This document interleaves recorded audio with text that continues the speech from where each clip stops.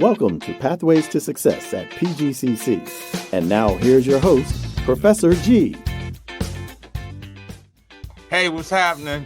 I am Professor G. Mark Gray. Welcome to another season of Pathways to Success at Prince George's Community College, where there's a pathway for you to your best life. Now, you can choose a program of study and really follow your path and your passion. So, with all that, let's get right to it. Now, have you ever watched those TV shows like 911 or Chicago Fire, where you've got emergency uh, medical technicians on the scene getting an incredible rush and saving lives?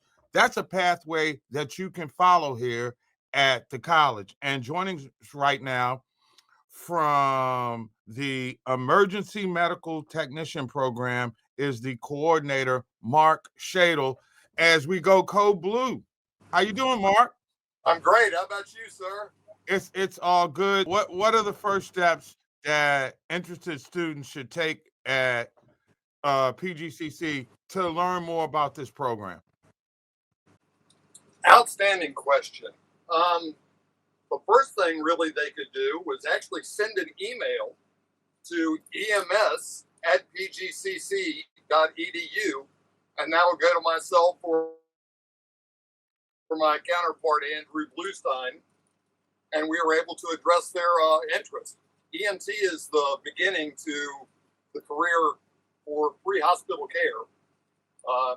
That takes roughly one semester, so about 16 weeks, and sets you up for, like you said, success to start out at the very beginning. As soon as they leave the EMT program, they can start out in a career at roughly right about $45,000. Some people might not think that's a lot of money, but after a year, they are eligible to apply to the paramedic program, and then paramedics start out at around $60,000. And I don't have any of my friends that I know of that have retired at less than $100,000. So it's a pathway to a six-figure career then, huh? Absolutely. And the best part about that pathway, too, is we have a great schedule. Most of us in the Metro DC area work actually a 24-hour on and 72-hour off shift. So roughly you work 9 or 10 days a month. Yeah, pretty intense stuff. So let me ask you this. A student enrolls in the program.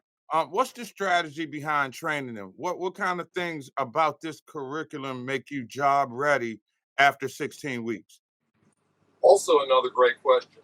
Well, first off, we kind of prepared. We have, as you see, we're in the back of our ambulance that we use to bring reality even that much closer to the classroom. So we integrate the ambulance. We also integrate, obviously, our past skills and our adjunct professors' past skills and exposure, utilizing the same exact equipment that Prince George's County uses for their fire department as well. It's difficult.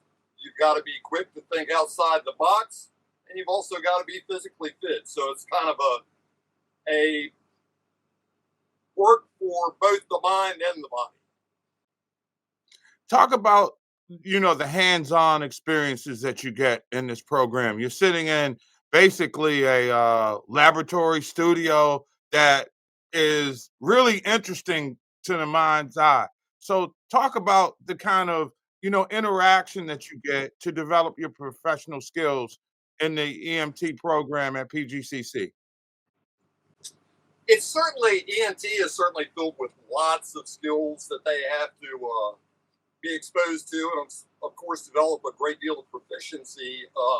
Wound care, as far as simple lacerations up to uncontrollable bleeding with tourniquets, fractures or orthopedic injuries, and the way to immobilize those and best protect them from further damage and to enhance their abilities to maintain circulation and neurovascular compromise. It's a lot of actual skills that they have to overcome and be proficient in before they're released. Once again, it's not only do you have those bleeding and those types of things, but to some degree, not necessarily diagnosis, but dealing with all kinds of different medical issues. it most times is a little bit more than transport just to the hospital from the home. Some people, that's how it's regarded, but it's a lot more entailed than that. Does television do the career justice when you look at all the drama on TV these days? It's certainly, I don't think I've ever worked a shift that's as busy as Chicago Fire. I've worked at a lot of busy stations over my years, but I don't think I've ever been that busy. That's classic. Now, most of the other programs, which are longer, do give you like extra enrichment internship opportunities. Does that play a role in your program? If so, how? It does in the fact that, like you mentioned, EMT is one semester. However, once again, that kind of prepares you to transition to the paramedic level, which is actually, at this point, 3 semesters or 1 year.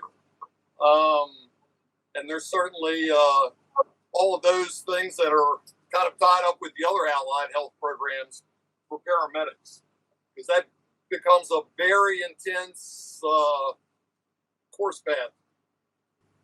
So yours is a curriculum that's really very much outside the classroom.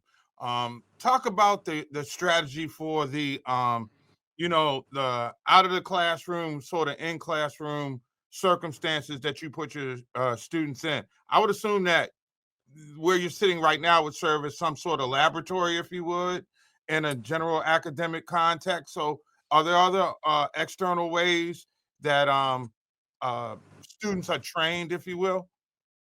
Absolutely. And besides actually, like you mentioned, our mini lab here, or so to speak, our ambulance, of course, we're parked directly in front of our primary lab for the EMT paramedic program. But we utilize actually right here in this very space, we've set up vehicles and mannequins under the vehicles to try to simulate motor vehicle crashes, struck pedestrians, what have you, always thinking outside of the box and trying to predict or consider what any type of emergency could be, and make sure our students are, to the best of their ability, prepared to try to think outside the box to deal with that endeavor.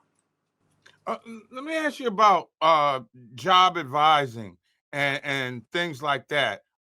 Is there a pathway from certificate through PGCC through a well-executed job placement network? How does the postgraduate experience move forward once that certificate has been achieved?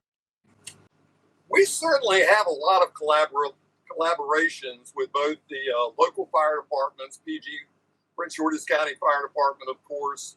We collaborate with District of Columbia Fire Department, even down into Charles County, St. Mary's, Calvert. We collaborate with all, as well as private ambulance services as well.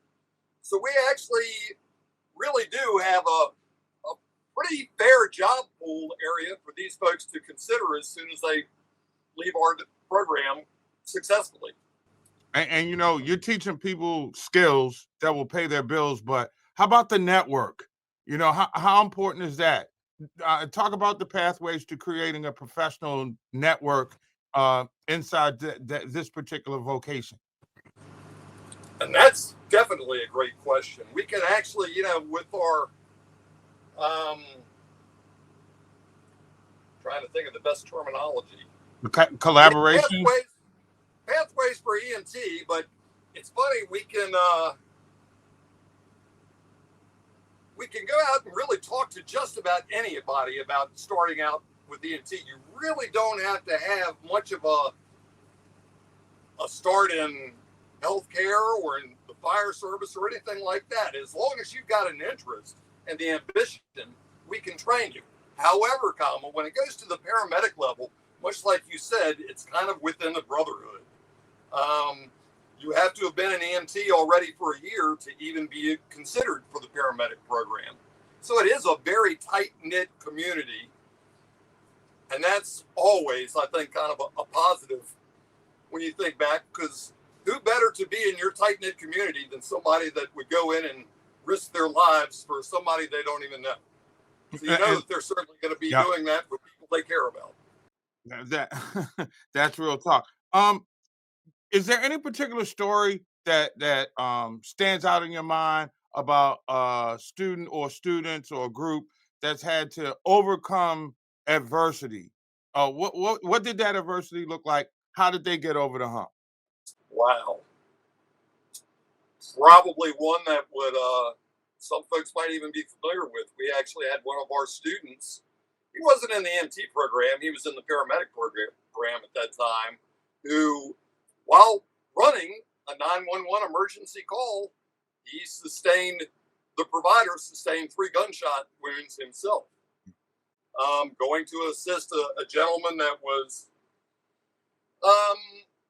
had a diabetic issue and was, I guess, without all of his faculties that day. And he shot through the door a number of times and shot the student literally 3 times. That student today is a firefighter paramedic in a local department and doing incredibly well. And he's really a big, I guess, source of ambition and enthusiasm for the career to the rest of his classmates, because he did finish the class after sustaining those life-threatening wounds. You talked about the brotherhood. I mean, that really, kind of personifies laying it on the line and then earning a healthy respect. Before I let you go, what type of person, from a character standpoint, shall we ask, makes for a great EMT? That's an awesome question. Probably the type A personality, ambitious, one that can certainly think outside the box. And I guess I really couldn't lie to you and say they probably want to be a thrill seeker too. As well, obviously, as providing help to our neighbors. And so it's really to provide that help to a neighbor and see them do well. So then there's similarities then to the same kind of commitment to the community that you see from like ladies in the nursing program in yours, hey? Absolutely, without question. It's funny how healthcare just seems to get much more similar regardless of the path, so to speak, that they're taking. Does the perfect EMT professional have a burn inside them for compassion and things like that in order for this to work? This isn't one of those things that you just, hey, I want to make good money. You got to really feel it. You're absolutely right. Like you said, if you don't have a really strong sense of empathy and compassion, then it might not be the right career path for you. But I certainly do see that, and it's refreshing at my age to see some of our young folks come in at 18, 19, 20 years old that are full of empathy and compassion. I mean, it's truly refreshing, and it's great to see. Thank God we have a lot of that here in our class now. Mark Shadle, thank you so much for joining us, the EMT coordinator at Prince George's Community College, a pathway to success, helping people, making good money. It starts right here at PGCC. Hey, Mark, thank you so much. I know I'm in good hands if the old man's back goes out, right? Absolutely. Yes, sir. All right, take care of yourself and take care of me if I need you. Yes, sir. You do the same, my friend.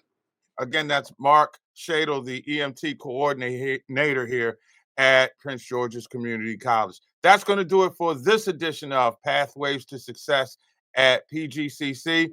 Tell a friend, remember, the start of your best life starts here at Prince George's Community College. Till next time, stay well. Being a first responder is a calling. You like helping people.